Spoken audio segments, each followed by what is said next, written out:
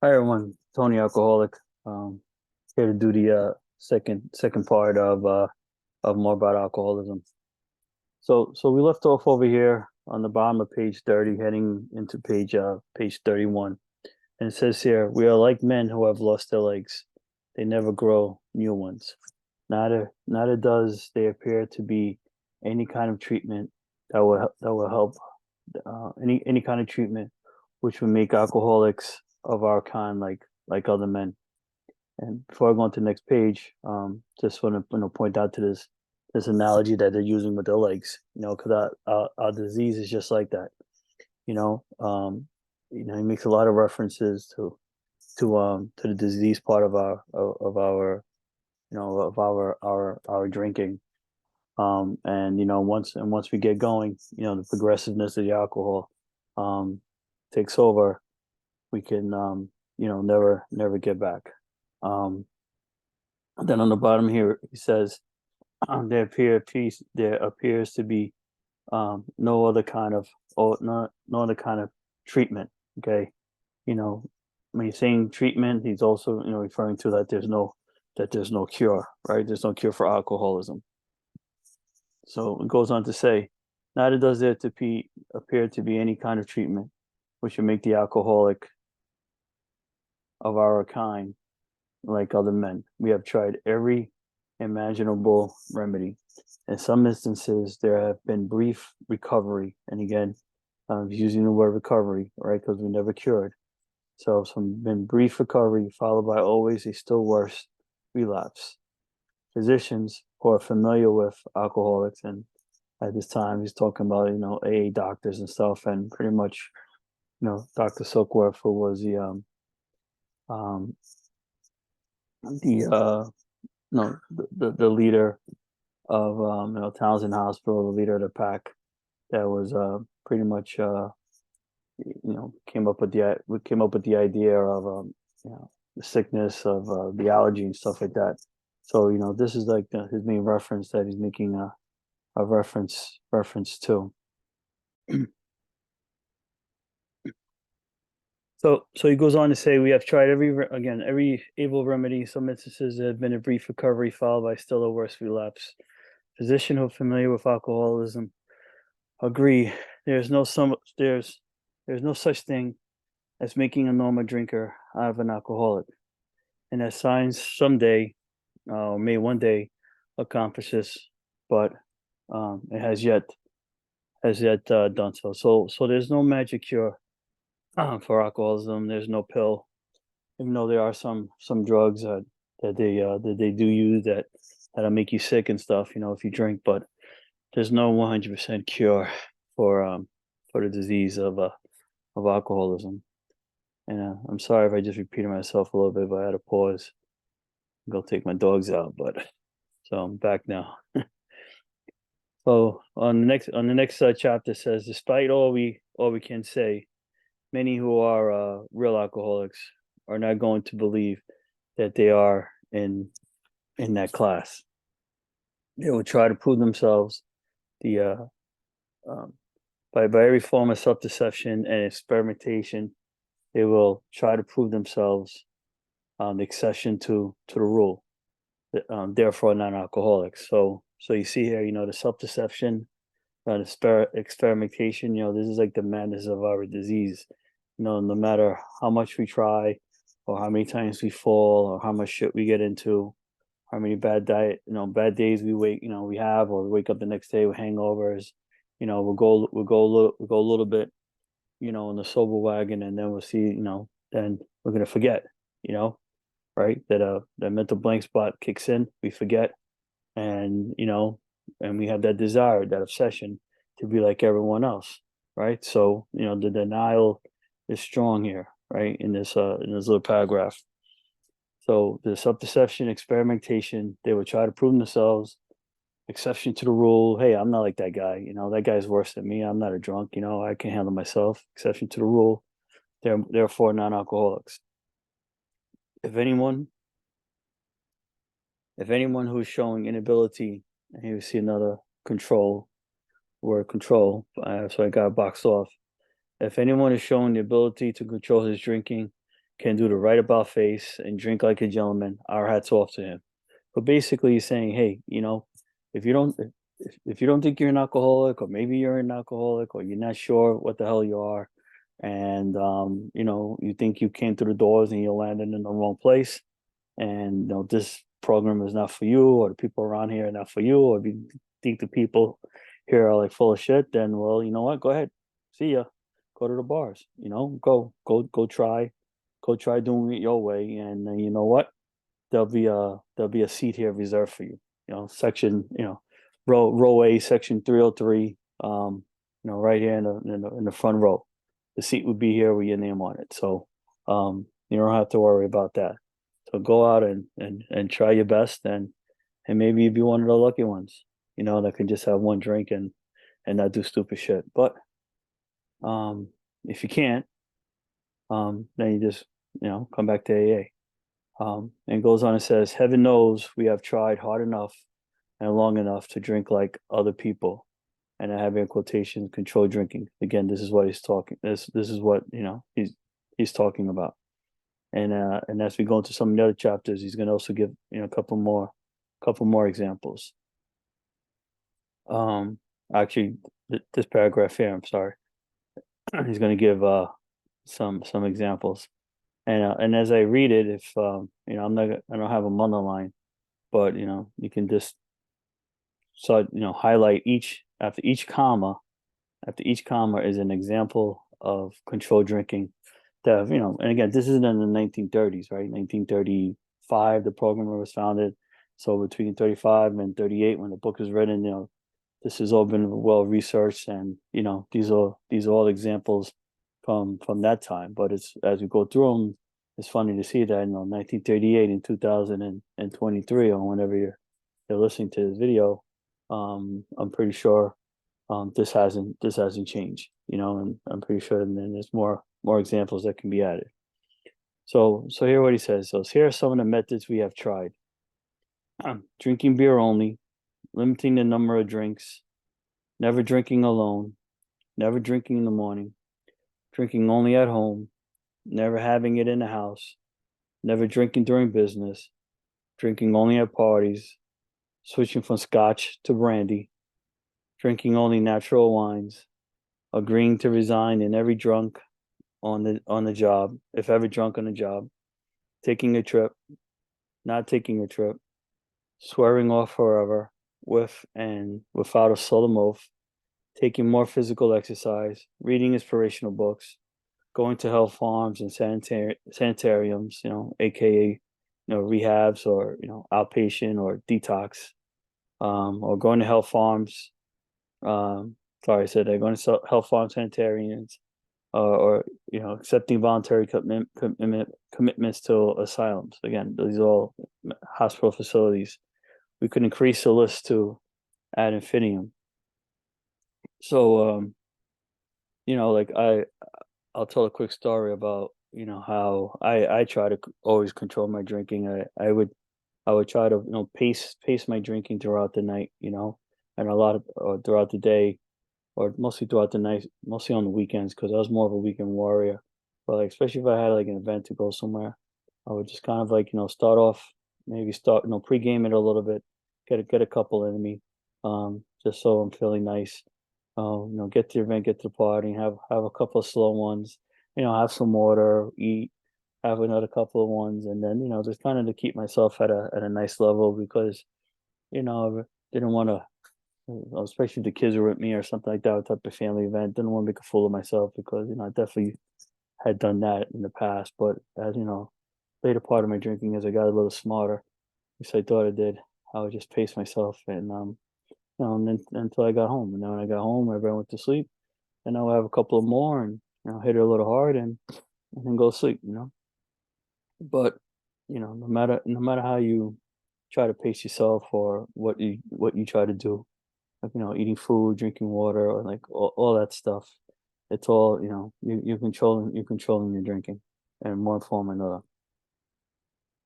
So it says here, we do not like to pronounce any individual as an alcoholic, but you, okay, and again, he's saying you, right? So no one here in the AA is going to tell you that you're an alcoholic, right? You got to admit that for yourself, right? So that's why this comes down to step one here, right? So you need to tell yourself that you're an alcoholic. You need to tell yourself that you need help. You can quickly diagnose yourself. Stepping over to the nearest bar room and try some controlled drinking. Now, now this is when I went through this with my sponsor. This part of it. Um, this kind of like little suggestion here in the book. It's kind of like old school thinking, and this is just something that you should never recommend to anybody or try to do. And no, this one thing here in the book, probably 99% of the stuff in the book is 100% on par. But this here, they're telling you to go to, if you think you're not alcoholic, go to the bar and try to do some controlled drinking. You never want to do that, right? You never want to recommend that to somebody because God forbid they do go to the nearest bar room and they try to do controlled drinking based on your recommendation, and then they get hammered, and then God forbid get into a crash and kill somebody, get into a DUI. So you really don't want that on your head. So um, don't just leave that part out. Um, and it says here, try to drink and stop abruptly. Try it more than once. All right, so they're telling you to go to the bar multiple times and to try to get hammered and then try to stop. Again, don't. This is old school, 1930 suggestion. We never recommend this. And it says here, it won't take long. It won't take long for you to decide if you're honest with yourself, and that's a big thing, right? Because it's a program of honesty. Like I said, you can't bullshit a bullshitter, and if you're a bullshitter, then you should be able to recognize a bullshitter. So don't bullshit yourself. Um, so be honest about it. It may be worth a bad case of jitters if you get the full knowledge of your condition. Again, this is talking about in their mind back in the days, the worst. You go out drinking in a bar, you can get hammered. The worst thing is going to happen to you the next day. You're going to get a bad case of jitters. Now again, 2023, 2024, 25, 26, whenever, remember the heck whoever's reading, listening to this, you're not going to get the bad case of jitters. You're going to get the bad case of jail, or manslaughter or something like that, death sentence, whatever it is. So, again, be very careful with this whole control drinking suggestion. Never recommended to anybody in sobriety, and goes to say, so there is no way of proving it.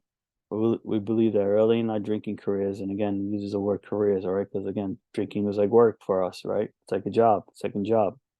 It says most of us could have stopped drinking, but the difficulties in is that few alcoholics have enough desire. All right, desire is important point here. Desire to stop while there is yet time, because you got to want the program. If you don't want it, then the judge forcing you to come here, or your family, your wife, kids forcing you to come here, ain't gonna do anything. You got to really have a desire to want to get sober, and also a desire to listen, and follow some, they call it suggestions, I call them directions, or orders. You got to follow what they tell you, what the old timers in the room tell you to do, everything except the controlled drinking part, going to the bars. It says we have heard of a few instances where people who have showed definite signs of alcoholism were able to stop for a long period of time because of an overpowering desire to do so. And then he goes to, and here is one, and this is called a man of 30, sorry. Um, and just so you see, where it says we heard of some people who were able to stop for a long period of time. There's no word permanently here. Okay, he's not saying people will permanently stop or stop for forever. Because anybody can stop drinking for a little while. Anybody can stop drinking for a couple of weeks, couple months, a couple of years. But the key to the program is learning how to stay stopped, right? And the short answer is doing the 12 steps. That's the only way you're gonna stay stopped. and I'm working with a sponsor. So that's the purpose of me doing this workshop here, or going over the step is so I can maybe help somebody who's having trouble finding a sponsor, and they're just not, and hovering there in no man's land. So at least they can, try to do some book work on their own. So here we're talking about a man at 30, and a man at 30 was doing a great deal of spree drinking. He was very nervous in the morning after these bouts and quieted himself with more liquor. He was ambitious to succeed in business, but saw that he would get nowhere if he drank at all. So here's a guy that realized, hey, I need to make some money. I have a goal, and I'm just gonna stop, and that's it. You know, but we're just treating the symptom here, by just stopping. We're not really working on the root cause. Just putting a band-aid on the scab. But you're not really putting any medicine on it. So it says once he started, he had no control whatsoever. All right, so here's a guy admitted he had a problem, right? He knew he was a bad drinker. So he made up his mind. He made up his mind that until he had been successful in business and had retired, he would not touch another drop. Right? Doesn't sound like a bad guy. Doesn't have a big issue. Hey, I'm not gonna. I don't want to drink because it messes up my life. So I'm just gonna stop. And then when I retire, hey, ha, it's time. It's go time. So he says, would not touch another drop. An exceptional man. He remained bone dry for 25 years and retired at the age of 55 after a successful and happy business career. Right? 25 years of not drinking. 25 years. So then he fell victim to the belief. Okay, and here we start seeing that whole section of the mind, right? Like I call them like the squirrels are starting to run on the little wheel in the cage, right? Or they start running in the head, and you start coming up with these brainstorm ideas, right? So you fell victim to the belief, right? Or the obsession of the mind, right? Like I talked about on page 30, right? Or mental blank spots, like I spoke about on page 24. So the belief, which practically every alcoholic has, right? And again, every alcoholic, not every non-alcoholic, not every normal drinker, right? This is a person or individual that has a problem of drinking. That every alcoholic has. That his long period of sobriety and self-discipline had qualified him to drink as other men. So again, I was just seeing what page you're up to. So again, we see that here he's thinking that he's self-diagnosing himself, he's qualifying himself, um, or quantifying himself that he's now like everybody, that he is like everybody else, that he can drink normally, right? Again, the session of the mind. And it says, out came his carpet slippers and a bottle. In 2 months, he was hospitalized, puzzled, and humiliated. He tried to regulate his drinking for a while, making several trips to the hospital meantime. Then gathering up his forces, he attempted to stop altogether and found he could not. So before I go on to the next pages, because I'm gonna have to take a pause here and scan some more pages in. Um, so so here saying gather all his forces and just try to stop altogether, and he's saying his forces, right? So he's doing this himself.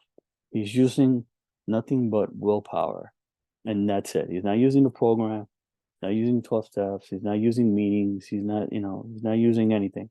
He's just going He's going to the hospital, and at this point in the 1930s, when people went to the hospital, they wasn't getting any type of real counseling or any type of real treatment. They were just basically going there and drying out.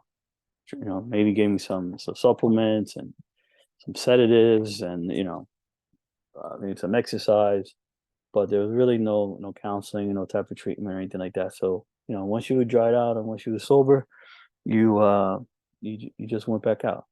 And I was also told once, or I read somewhere that back in this time, um, they even when you went into the hospitals, they weren't really trying to get you to stop. They're trying to teach you how to drink like a gentleman, because again, alcohol wasn't seen as a disease back then. So they were just trying to dry you out, and just trying to teach you how to, I guess, maybe moderate or control yourself. And but um, but no real treatment. So again, he was trying to gather up his forces, and just doing it all by himself. Me. Had the me program going on, and as you can see, you know, he lasted 2 months trying to do it himself, and then he was pretty much back where he started. And I've heard that in the meetings too.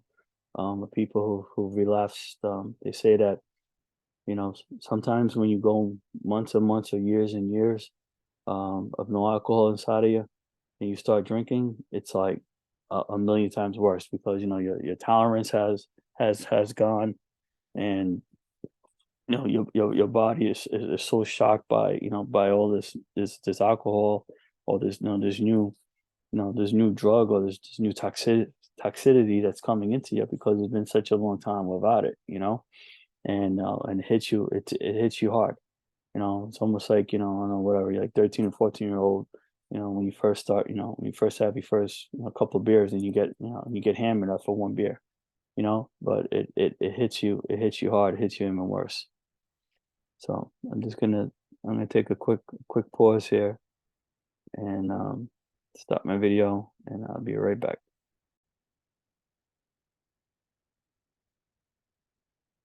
Yeah, sorry. I'm back. Had some scanning issues here at the book. So again, we're talking about the man 30 with the carpet slippers, brings him out, and finds out that he's right back in the same spot that he was. So he goes to say, every means of solving his problem, which money could buy, was at his disposal. Okay, so this wasn't a poor individual.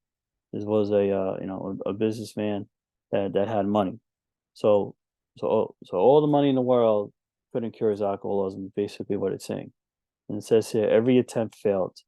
Though a robust man at retirement, he went to pieces quickly, and was dead in 4 years.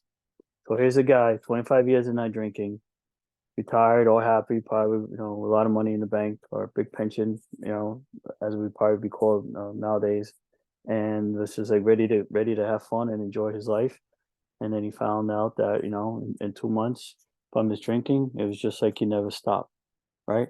And then spent the last 4 years of his life spending his money, probably in and out of the hospital, trying to figure out, or trying to understand why the hell he can't just be like everybody else. Okay. And again, they didn't have the program. This guy probably, odds are, this guy didn't have the program at this time, and me, Bill's putting the story in here for a reason. I'm not sure if it's true or not, but a lot of his stories are based on actual people, actual real stories that that were passed down to him or told to him.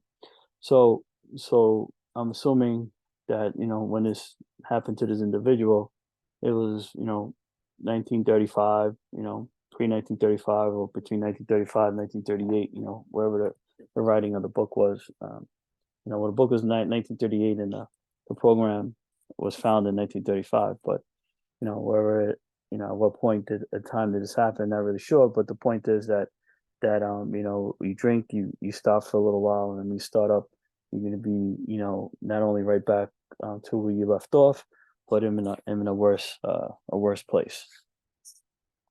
Um, and and I have some little reminders here that and usually that place where you usually will end up. And that's why I have the word dead here, because Bill always, he gives a lot of death promises in here. All right. And this is, and the stories that have to deal with people dying as a result of the disease. And just kind of like what I said in the earlier video, there's really three end of the roads, when it comes to your drinking and the progression of it. Um, it's a life and death sentence, and usually ends in three places: death, institutions, and jail. So, to continue, the next paragraph says, this case contains a powerful lesson. Most of us have believed that if we remained sober for a long stretch, we could therefore drink normally. But here is a man who, at 55 years, found he was just where he had left off at 30. Exactly what I just said. We have seen the truth demonstrated again and again. Once an alcoholic, always an alcoholic, right? Once a bird, always a bird. Commencing to drink after a period of sobriety, we are in short time as bad as ever. Exactly what I just said. Um, um, you're, you're just as worse as when you stop. It says if we are planning to stop drinking, all right, there must, and I have the here must boxed off, and I got a little line here, and it says 100%, 100% must do. You must do this. All right, you must have this belief. Right, it can be no ifs, ands, or buts. Right, if if you don't have this 100% belief, then you know I'm not going to suggest you go out and doing the control drinking. What I'm going to say is, well, we'll hold the seat for you. Just go out and keep doing what you're doing. If you think you got this, if you don't think, if you can't believe any of this stuff, then maybe you haven't been beat up enough. That's something I hear in the rooms. You have to go out and get your ass kicked a couple more times, maybe get a couple more DWs, um, and go to jail for a little bit of time. Maybe lose your house, lose your kids. You have to go out and get beat up. Because you're not ready. But again, there's always a seat reserved with your name on it in AA, so it will be here for when you're ready.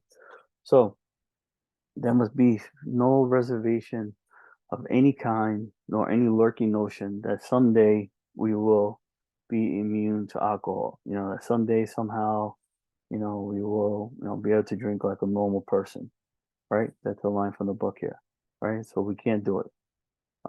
And if we can't get this thought out of our mind, right? If we can't come to terms with this, this comes down all to the acceptance part, and and again, step one. So this is why we're here in step one. But this chapter is, it's all about acceptance. You got to accept, and it's hard. It took me a long time to accept it. I came into a program just thinking I was going to be here on a temporary basis for a short period of time, and as I got involved in the rooms and Zoom and live meetings and stuff like that, and in-person meetings later on, I realized that holy shit, this is not a temporary thing, you know. It's not like a 30-day get clean and go back out and have fun again, because I've tried that and it didn't work.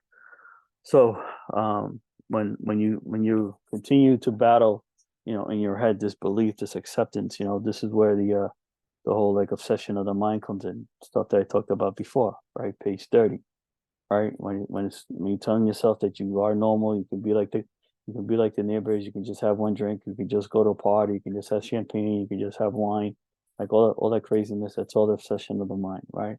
That I could be like, I could be normal, right? We're not normal. You have to have that. You have to come to realize that. To realize that, you're gonna have a tough time getting to step one. And if you can't get to step one fully, then 2 to 12 ain't gonna do anything for you. All right. So that's one of the purposes of why I'm going to take a lot of time on the step one in this chapter is because I think so many people struggle or don't fully understand this first step, and again, it has all to do with acceptance or surrender, or whatever you want to call it. Really coming to terms with the disease, and that this is this AA program is it's a lifelong thing. You got to do it every day. So the next paragraph says, young people may be encouraged by this man's experience to think that he can't stop as he did on their own, on their own willpower. We doubt if many of them can do it because no one really wants to stop, and hardly no one of them, because of a particular mental twist already required, will find he can win out. Several of our crowd of men of 30 or less have been drinking only for a few years, but they found themselves as helpless as those who have been drinking for 20 years. So I got a couple of things here on the line, and like I have willpower on the here because again, this individual, a man of 30, was just doing it on his own, right? He's just trying to use willpower, and that's what he's telling you. Like, many people have think they can just do it on their own willpower, right? Well, the problem with willpower is it's a power of one, right? So the beauty of AA, it's a power of millions, and it's a we program. Like I said in the beginning of the chapter, it's a we, it's a us um, program. So you don't have to do it alone. And it goes with the word we. We doubt if many of them can do it, because none really want to stop. Okay, so going back to the desire, right? Once you come to that acceptance, and I think that the desire will really uh, come into play into your heart, because you know like man needs a reason to do things, so you got to have a motivating factor that's going to make you want to really stop. And for me, and one of these videos, maybe I'll tell my story, but but for me it was the fear of continuing to get sick, continuing to die, and the whole progression of all that stuff, so your kidneys and your liver and all that stuff. So you got to have the desire, to want to get healthy and want to get better. So none of them would really want to stop, and Holly, one of them, because of a particular mental twist. Okay, so we're talking about, again, obsession of the mind. He's talking about mental stuff, talking about crazy stuff, right? Right? Because alcohol is a crazy disease, right? So again, our mind tells us our mind always tells us that it's like, I think it can, I think it can. Our mind is always telling us that we can drink, that we can maybe try to do it just one time, but our body will knock us on the ass and assure us that we can't drink, right? So it's always that battle of like yin and yang that we're trying to fend with here. So this particular mental twist already required, we'll find if he can win. Okay, so that's all, again, that bad thinking. I got here, see page 30. Then with that, see page 24, mental blank spots. And if I have here again, just a reminder that willpower never works. And says several of our crowd of men at 30 have less been drinking on a few years, but found themselves helpless as those who have been drinking for 20 years. So I got the word helpless on the line. Helplessness is, to me, one of the characteristics, one of the main requirements for you to come to AA, right? Because why the hell will you come to AA if you're not helpless or hopeless, right? So helpless and hopeless is what draws us into coming to the program. Then we get to step one, where again, trying to get to the acceptance part in our brains, and then that leads us into step two, which is kind of where we start to, after coming to the acceptance and seeing a little bit what the program is, we start to find some hope, some hope and again desire that, hey, I can try to do this, or I want to do this. Some people have called it like step two is like really like the launching point, because when you really make you make this decision to yourself to go through the steps, to go through the program, take it seriously. All right, so next paragraph. To be gravely affected, one does not necessarily have to drink a long time, nor take the quantities some of us have. This is particularly true in women. And again, 1930s talk, not so much true now. Alcohol affects everybody, the same way. It says potential female Alcoholics often turn into the real thing and are gone beyond recall in a few years. And again, it, it doesn't matter what race or sex you are. Alcohol is going to affect everybody differently. Some people, there's so many different type of drinkers. Like I said, I call myself a weekend warrior. Um, and you can pretty much, again, diagnose yourself and label yourself what type of drinker you are. But whether you're drinking Monday to Friday, or for me, mostly on the weekends, I would drink on the weekends and make up for lost time. So it doesn't matter if I was drinking every day, 7 days a week. If I wasn't drinking, Monday to Friday because I had to work, I'll make it up Saturday and Sunday. So when it comes to Sunday, at the end of the week, it all adds up to probably the same thing.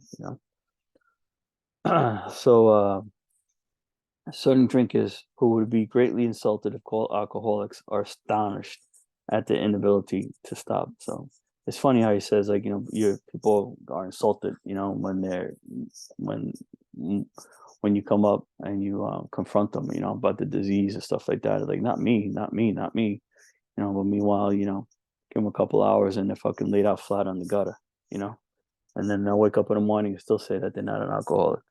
So, insulted if called alcoholics and astonished at their inability to stop. We who are familiar with the symptoms see large number of potential alcoholics among young people everywhere. But try to get them to see it. Okay, and again, I mean, I got obviously them as young people. Young people are tough. You know, I don't know if some people consider me old or young. I'm in my 50s, and um, I've only been in the program for 3 years.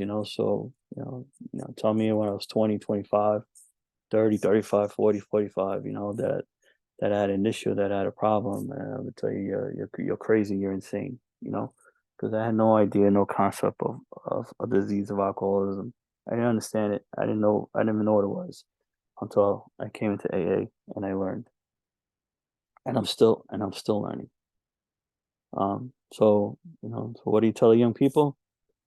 You just gotta pray. You just gotta pray for them, and like, let them know about AA. Talk to them about AA. Talk to them about you, your experiences, your stories, and just wish them well, and hope that they can manage. But just let them know that if something happens and they think they have some issues, or they think they have a hard time, having a hard time with any type of particular substance, at the doors of AA or one of the other recovery programs is here for them.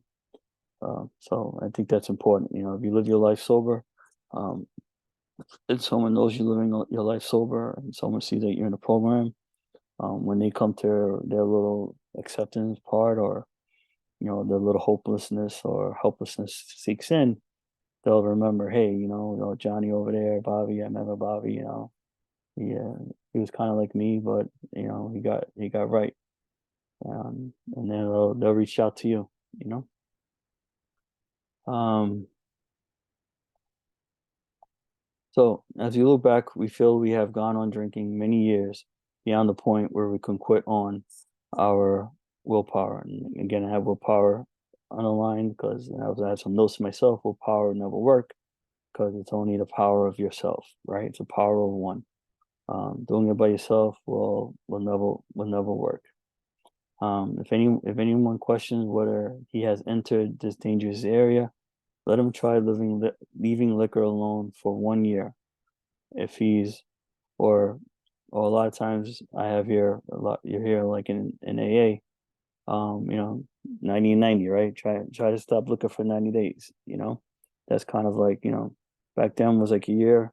They would try to push for. Um, Here we're now more to kind of like 90 days, I believe. So it said if you're a real alcoholic and very far advanced, there is a scant chance of success. In the early days of our drinking, we occasionally remained sober for a year or more. And again, he's talking about, people from the 1930s, his people, his drinkers and stuff like that. Try to remain sober for a year or more, becoming serious drinkers again later.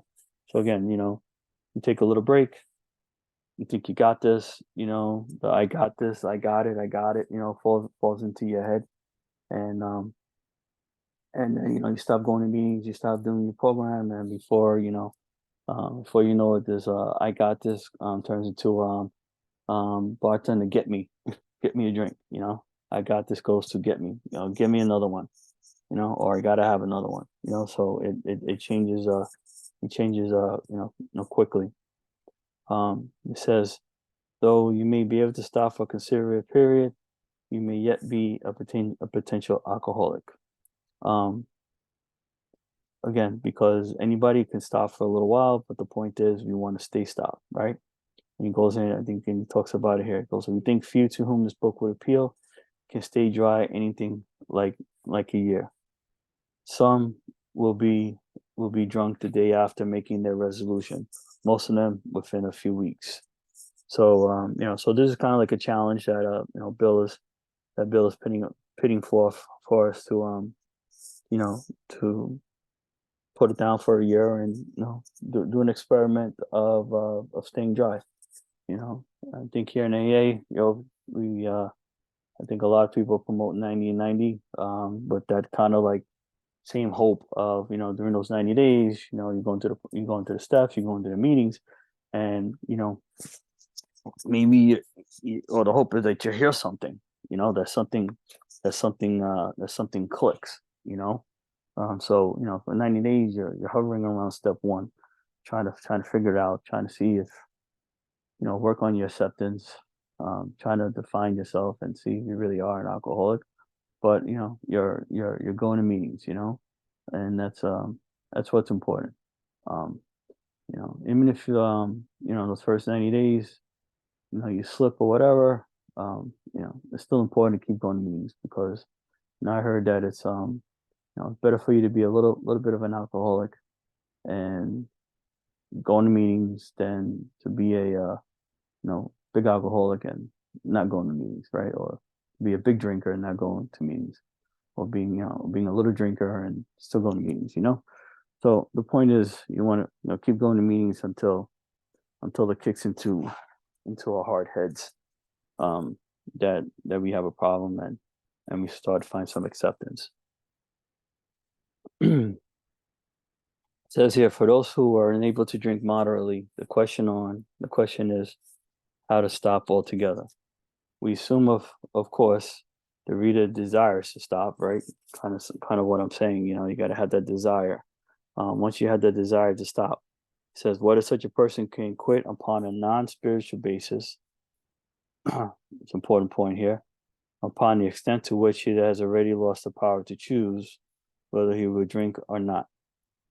So he says a lot. Basically, he's saying that a lot of this comes out to what do you think you could use another power other than your willpower, right? And that other power is a higher power, right? And I call my power God and Jesus, and so higher power could be what anybody desires, right? So this is what he's talking about. Like if you think you can quit upon a non spiritual basis, on your own, it depends on whether you've already lost the power of choice, right? Like you're so far gone that drinking or drugging is a part of life, right? It's like your career, 24/7. You're on the hunt, and your mind can't even think because your body is just reacting that it needs it, so that's why the 90 days, rehab, drying out, going through all that stuff is important to get all the poisons out of your body. Once you get all the poisons out of your body, well, hopefully what the poisons are coming out of your body, you're going to the meetings and you're hearing stuff. And once all that crap comes out of our systems 100% completely, we would have heard something that at least made some sense, and something that at least would have given us the desire to want to stop. want to stop drinking, and the acceptance that we are alcoholics. It says many of us has felt we have had plenty of character. There was a tremendous urge to cease for forever, yet we found it impossible. Um, so this is the baffling feature of alcoholism. We as we know it, there's utter inability to leave it alone, no matter how great the necessity or the wish. So again, this is the power of no choice, right? The power of the disease, right? You can wish it away, right? All you want. You can want to stop or think you want to stop. But the only way to stop is to do the work, you know. And with the desire comes working the program. So if you don't want to do the steps, then your desire isn't really there. It's just a thought, it's just an idea. So you got to have the desire, and you got to really want to work the program if you want to stay stopped and be sober.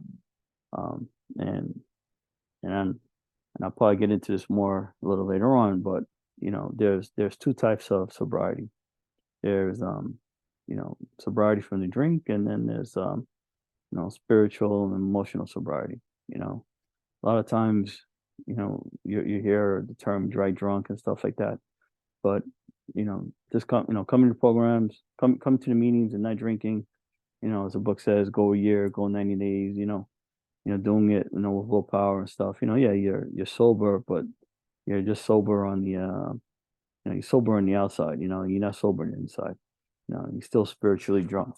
You know, and the only way you get spiritually sober is to working the 12 steps and finding your higher power.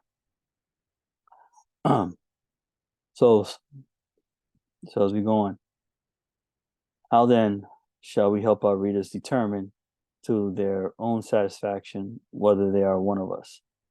The experiment of quitting for a period of time will be helpful, but we think we can render an even greater service to alcoholic sufferers and perhaps the medical fraternity. We shall describe some of the mental states that precedes a relapse into drinking, for obviously this is the crux of the problem. So, and I'm going to take a quick pause here, and for you will probably be a second, but I'm going to take a quick pause, and I'm going to start up with the first story or the second story of Jin the Salesman. So we're finishing up. We finished up with the men 30, and we saw how he tried to control his drinking, right? By just using willpower, and how that didn't work. And then now, Bill is going to go into, like he says, talks about mental states that precedes a relapse into drinking. So now he's going to, talk about crazy people, right? Or people who have mental issues, however you want to call it, and how the drinking can also affect us, because we're all crazy also, so we're no different, with the insanity of drinking. I have here a crazy thinking, a sanity thinking, obsession of the mind. This is again, so describe some of the mental states that precede, right? The big mental state he's talking about here is page 30, right? Mental blank spots. So I'll go into that in a quick second, and I'll give you some of my thoughts on that. So till next time, Tony out.